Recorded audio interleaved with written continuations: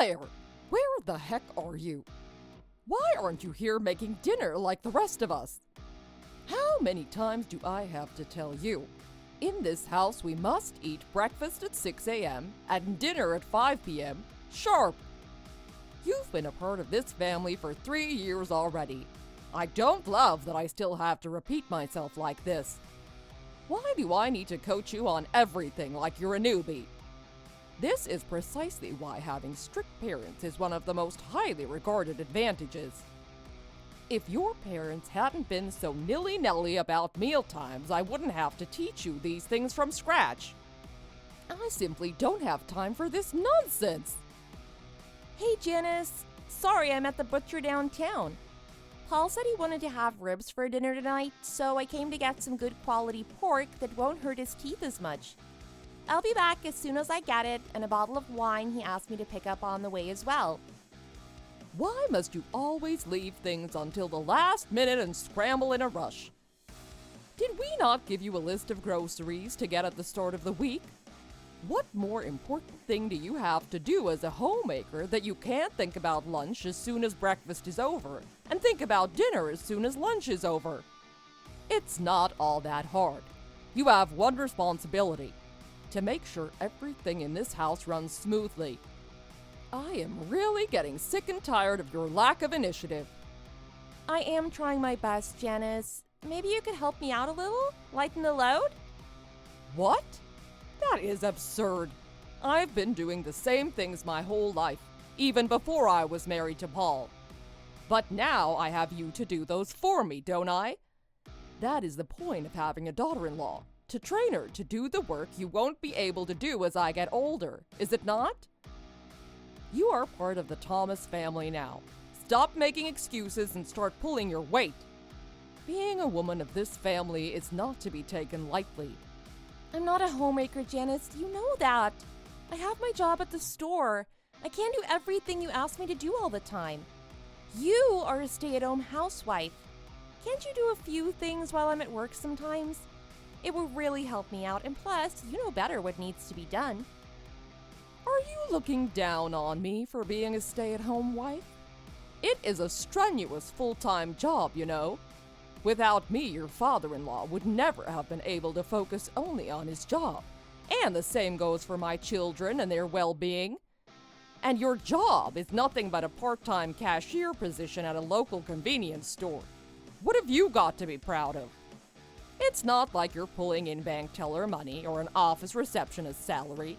You're not saving lives out there. Do you realize how embarrassing it is for me to talk to my friends about you?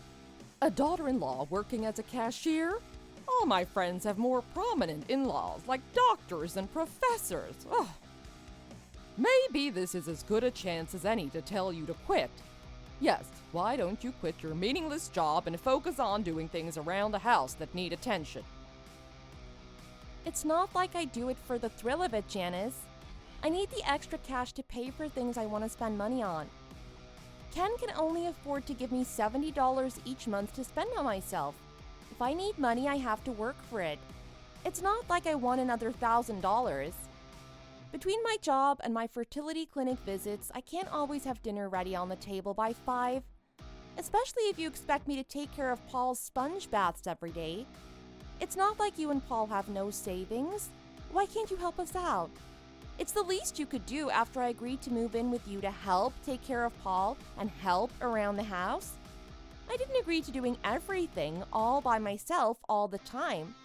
Time and money management is key to becoming a successful housewife, dear. Do you think you have it any harder than everybody else? In this day and age where machines do most of our work for us? Look around you. We are the first generation in the history of mankind to rely so heavily on technology. Almost everything has a machine that does the job. All you have to do is press a button most of the time. Are you so lazy that you won't do even that? And we're not as well off as you might think. We are comfortable, yes, but it's because your father-in-law invested most of his savings into buying this gigantic 3,000 square foot house. So don't you come running to us for financial help. Well, it sounds like I definitely need to keep my job and bring in extra cash as much as possible. And it also sounds like you should be helping me around the house so that I can keep working. That is not going to happen, especially now that Tim is planning on moving back in with us. We'll need all the working hands we can scramble. Timothy is moving back in? Yes, isn't that great news? It has always been Paul and I's dream, you see, to live with our boys and their wives and their children, our grandchildren, under one roof. That's precisely why we bought this house that cost us nearly every last penny. How am I hearing about Timothy just now? Because I'm telling you just now. I hear he had a hard time convincing his new wife, Amy, to move in with his parents for the first few years.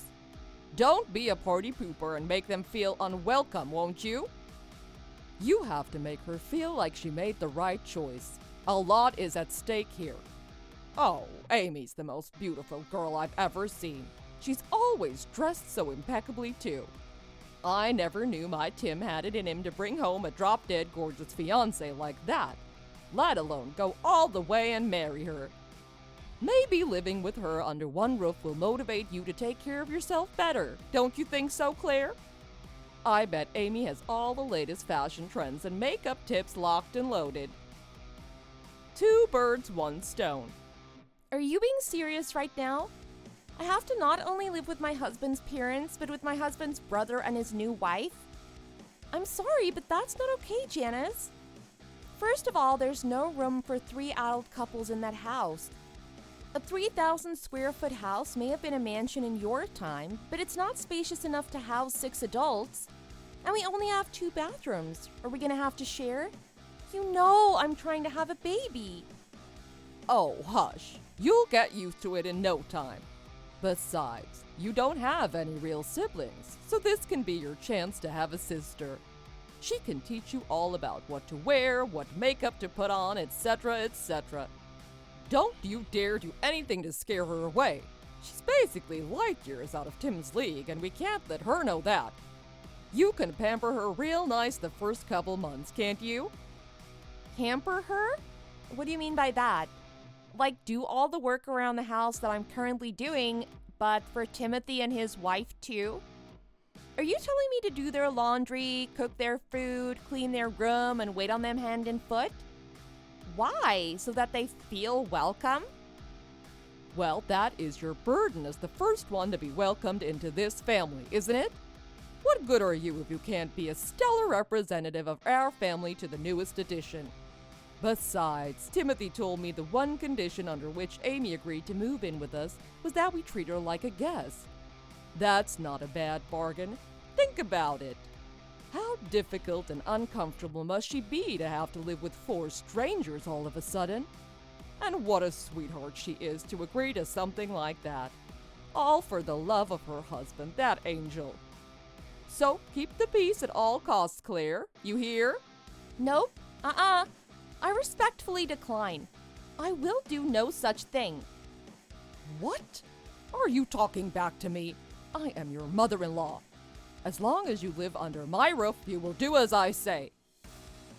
If you want so desperately to impress her, you do it yourself. I've done enough here. Consider this my notice. I'm moving out, with or without your son. I have had it. How dare you say that? Especially now when Paul needs round-the-clock care. If that is your idea of a sick joke, you stop at this instant. It is not funny, and now is not the time. Come back home right now and apologize to us. I gotta go. I need to talk to Ken. I am not done with you. Do not ignore my messages.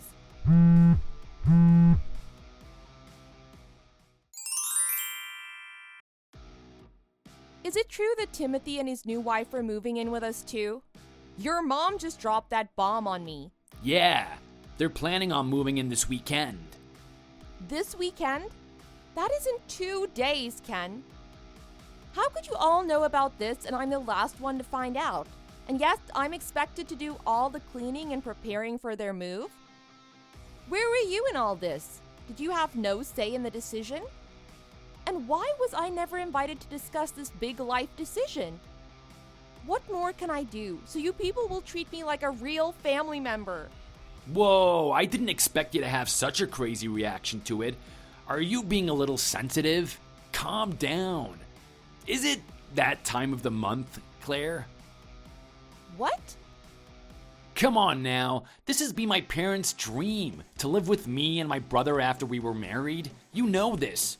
Let's just see what happens. Who knows, maybe you will love it. Amy's a sweet girl. You will definitely love her.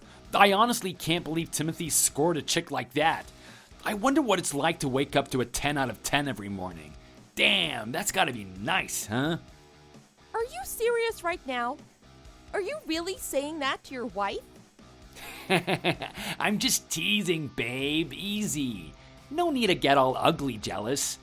Why are you so short with me lately? You're always so on edge, like you can't wait to slit my throat in my sleep.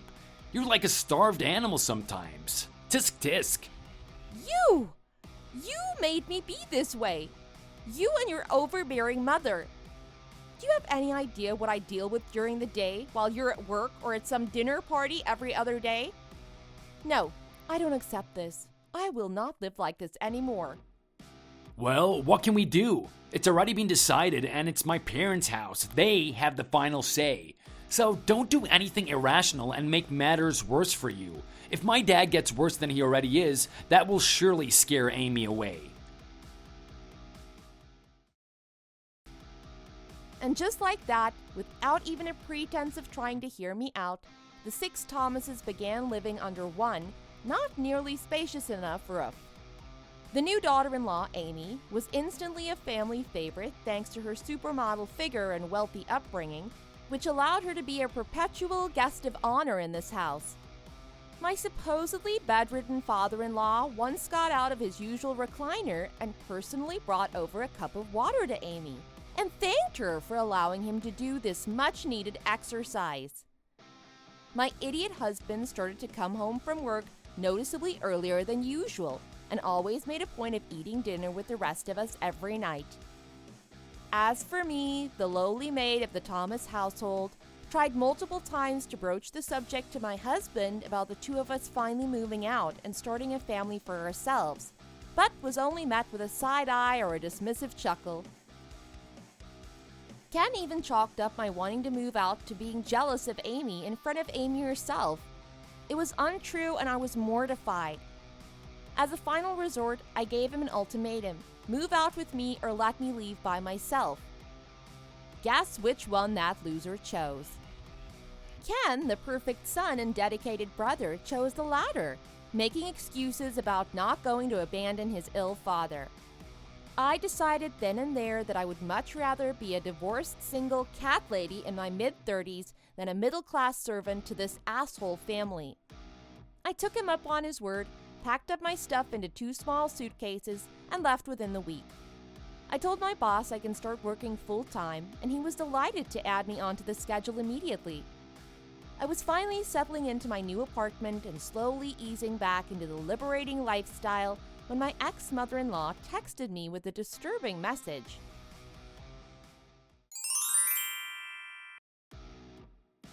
Hello, Claire.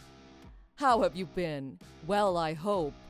I can't believe it's already been 3 months since you left us. Have you found your footing being alone? I wanted to see how you were doing, and I thought I should tell you. We may have been a bit rash. It has become clear to us that we treated you less than ideally while you were with us. We can see that now. Forgive us, dear. I guess it just never occurred to us that you could be uncomfortable. You are regretting the separation too, I'm sure. You must be so lonely and miss living with family, am I right? Why don't you come on back to us? I'm not separated from your son. We're divorced. We have signed official documents. Well, no matter. They're just papers, aren't they? Mere papers can't break up a marriage now. Don't be silly. There is surely more than a legal bind between you and my son. I'm not a stickler for technicalities anyway. I'm willing to accept you back into this family, with or without legal documents. As long as you're open to accepting this offer, of course. I have thought long and hard about this, and I have come to the conclusion that you are the only daughter-in-law I approve of. I simply didn't express that enough for you to understand. And that's my fault, I admit it. I should have treated you like the wonderful daughter that you are. Janice, what in the world? Did you have a stroke? Did you hit your head somewhere? I have no intention whatsoever to go back to that hellhole, let alone volunteer to be a part of your family again. What's the matter? Are you hurting for a free live-in caretaker? You have a daughter-in-law at your command. Use her. Have her be your maid and chef and nurse. Why did you ever think to come crawling back to me like this? This doesn't become you. Please stop talking to me. Oh, I can't even begin to speak about that Amy girl. All I can say is that she relies too heavily on her beauty. Silly girl. Beauty is but a fleeting advantage. She's too young and too pretty for her own good. Do you know what she said to us? She said that she's like a brilliant star that brightens her surroundings just by being there, so she can't be expected to do much else. She's too busy shining, she said. She doesn't know the first thing about living with other people, that girl. She's never picked up her plate after dinner or fished out her long blonde hairs out of the shower. The other day she walked by me giving Paul a sponge bath, and I saw her cringe. God forbid, what if my son falls ill someday? Will she leave him to be taken care of by a stranger in a home? Didn't you tell me once that we don't have it as hard in this day and age of advanced machines and technology? You called me lazy. Press a button is all you said I needed to do, I recall. I know, darling. I regret my arrogance. I was trying to assert my authority in the house, I guess. It's all for nothing. Well, you were plenty good at it. Why don't you do that exact thing to the new girl? What good is a daughter-in-law, right, Janice? I've tried. Trust me, I've tried everything with Amy. At the first hint of any kind of criticism, she runs to her husband and tattles on me. And you know Timothy, he isn't like Kenny in that regard. Tim would take his wife's side and yell at me for being an overbearing mother-in-law. Oh yeah, I remember Timothy being an outspoken young man, unlike his timid brother. I should have known better than to marry a man who couldn't stand up to his mother for his wife. That is not where I was going with this, Claire, darling. I am trying to get you to do the right thing. You have to come back. There is nobody on my side here. Both my dumb sons are too head over heels obsessed with Amy to let me say a peep. And even their decrepit old father is nagging me to leave his babies alone. Can you believe these people? Why don't you just kick them out? They won't listen. Amy says she's never done anything around the house growing up like a pretty little princess, and she's adamant she won't start now. She demands I keep my end of the bargain and treat her like a special guest because that was the deal. She says she would never have moved into this house if that condition wasn't met. She expects breakfast and dinner to be on the table. She just sat down and ordered 2 eggs the other day like I was some diner. That's too bad, Janice. I'm sorry you've had such bad luck with your son's wives. It sounds like this Amy character is doing to you exactly the same things that you did to me, though, huh? You reap what you sow, am I right? But seeing as I'm not one of those daughter-in-laws anymore, this is not my problem in any shape or form. I will be blocking you now. Claire, wait. Could you please lend me some money at least? Please, these imbecile sons of mine won't give me more than the bare minimum. I let them eat my food and sleep in my house without paying rent, and this is how they repay me. Ken is giving me the $70 a month he used to give you, but Tim won't let me have any more than $30 because his wife takes care of their finances. $100 each month is all they spare their mother. Could you lend me maybe $1,000 or so? No, $500 is all I ask. You must be doing well with your new job and no other mouths to feed. I vividly remember you telling me that the $70 that Ken gives me should be enough and that money management was key to becoming a great housewife. Why don't you sell your precious house if you need money? The nerve to come back to me for money is just appalling. Goodbye, Janice. If you try to contact me or approach me again, I will call the police. I promptly blocked my ex-mother-in-law and completely cut myself off from the rest of that wretched family. After a while, I ran into Ken's aunt by chance at the store I'm managing. She told me that Janice and Paul had to sell their house and move into a smaller, less spacious apartment. Apparently, every chance she gets, Janice would complain to whoever would listen about how she has to wait on her no-good daughter-in-law hand and foot when it should rightly be the other way around. And that she lost her only truly great daughter-in-law, Claire, to the Amy's voodoo witchcraft. It sounds like Janice is doing some well-deserved self-reflection, just too little, too late. As for me, I'm loving my new job as store manager. I was promoted as soon as I was able to work full-time. The regulars love me for my genuine friendliness, and I love them for their loyalty. For once in my life, I'm getting the reward I deserve and earned by doing well at my job. I make my own money, and I enjoy the freedom of spending the money however I see fit. Next week, I'll even send a care package to my parents who live 3 time zones away. They don't know about my divorce yet, but I know they'll be happier for me now than they would have been if they knew how I was treated by Ken's family. Thank you for watching. We hope you enjoyed this video. Please don't forget to like and subscribe for more.